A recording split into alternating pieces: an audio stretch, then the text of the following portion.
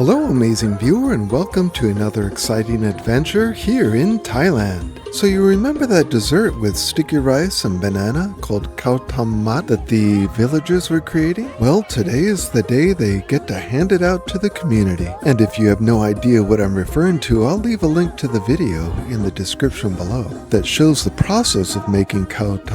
All of this is part of the Khatin festival. It is a Buddhist holiday. I'll leave a link in the description field that also talks more about the history of Khatin. This is my third year that I've attended Khatin at a local temple here in Thailand.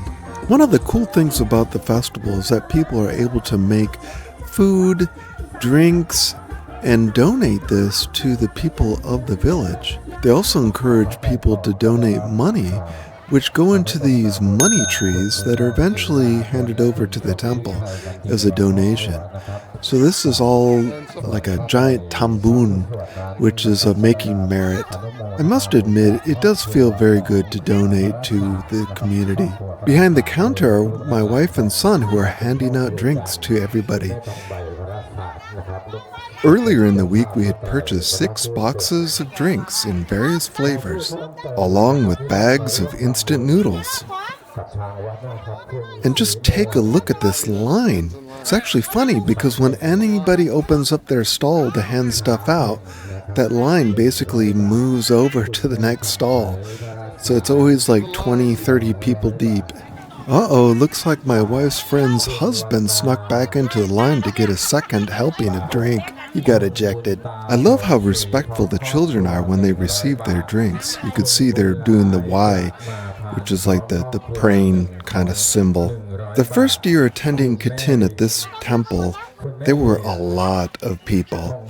In fact, there were so many people, a lot of the groups, they would like color coordinate, they would have like a similar shirt, like little teams. It was almost like one team competing against another team to be the most popular food booth. You know, that again, that's unofficial. The other thing that first year, there were a lot of Westerners. Now, you know, we're not talking hundreds. I think I counted 5, including myself. So it was kind of cool. I met some gentlemen from Australia, New Zealand, spotted a guy from Germany. It was pretty cool. I thought like, wow, I'm going to have friends in the village. This is cool that we could speak English and, you know, talk about things and share our experiences. The following year, the crowd started to thin out. And in talking with my wife, she usually says, probably people are going to Bangkok. They're tied up with work, you know, so they're not able to travel back home to the smaller villages, which I believe. The other thing that I noticed, the number of Westerners had actually diminished. I think I only saw one other person that year. Fast forward to this year, 2024, I was the only Westerner. So I don't know what happened to all these other guys. I know some of them were married and they were living in the town. You know, some of them were visiting. I do know that. But it's like everybody just evaporated and I was the only one left. I have been coming back to this little village quite often. I would say over the last 22 years. So a lot of the villagers, they know my face, they know who I am. You know, they know my name, unfortunately, because the Thai names are not in my, I guess, daily vocabulary. There's a lot of them. I know their face, but I don't know their name. But I try to be as friendly as I can. Maybe I should make the effort to learn everybody's names, but it just, the names just don't roll off of my tongue, which is fine. So after everybody's loaded up with food and have a nice happy stomach, the cart with all the music is rolled down the street and it contains a live band and singing. So that's when everybody joins and it creates this festive atmosphere, and they roll the cart out of the temple grounds onto the streets and parade it around the entire village. The couple times that I have joined the parade, it takes about an hour. It's actually quite funny because some of the individuals that are attending the parade, they'll kind of block the progress of the cart so that it doesn't move as fast down the streets.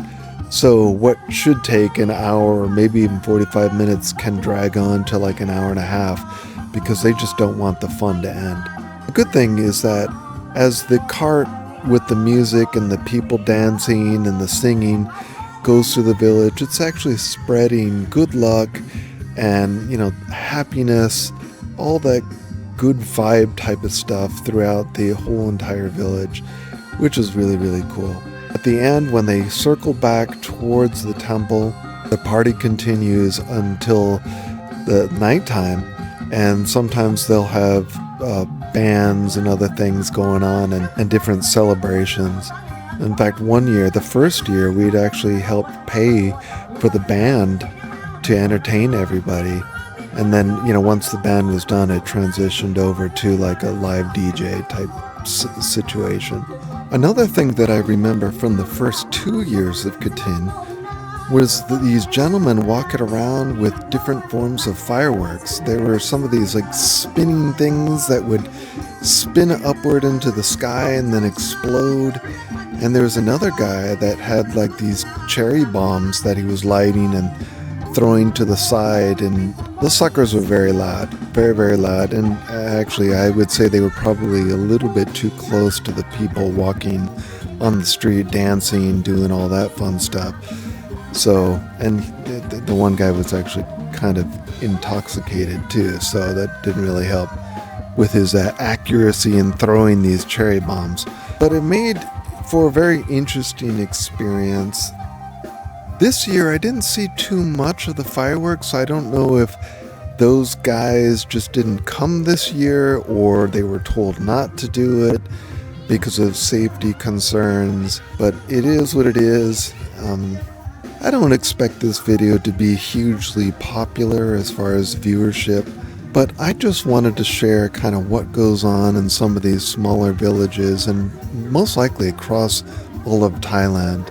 I do have video that I found on my cell phone that had recorded from the 2023 Khatin. In that particular video, I'd actually walked the entire route for the parade, and again, it's an hour plus long. In fact, it sucked up all the battery on my phone because I was using my phone that year versus the DJI Osmo Pocket 3. It didn't have that camera yet. The nice thing about being in the crowd as they walk, you really get to interact with the people and just see how happy they are with the whole event. From old people to young people, it didn't matter. Everybody was just having a great time. I'm sure they had a wonderful time this year, but I had some other things to attend to, so I wasn't able to walk the entire route. But you know what? There's always next year. And I'm sure we'll go back to the temple and do the same thing. That is to give back to the community and say thanks and have a wonderful time with everybody.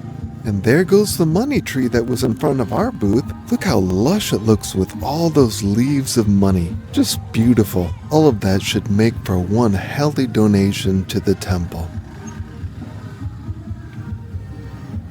If you've enjoyed this video, please click like, leave a comment. I love to read your comments. If you haven't already done so, click subscribe so you can see future videos. And if you think your friends or family would also enjoy the video, share it with them. I really appreciate it. There's a lot of work that goes into creating one of these videos, and those likes and shares and subscribes really show me that you appreciate what I'm doing. I've got a lot more content that I've recorded that I have to edit and post for you to see. And if there's any topics that you would like me to cover, please, again, leave a comment and I'll see if I can hunt down those things and turn it into a video for you. I'll see you on the next adventure here in Thailand. Thanks for watching. And if you enjoyed this video, please click one of the video links below or click the playlist.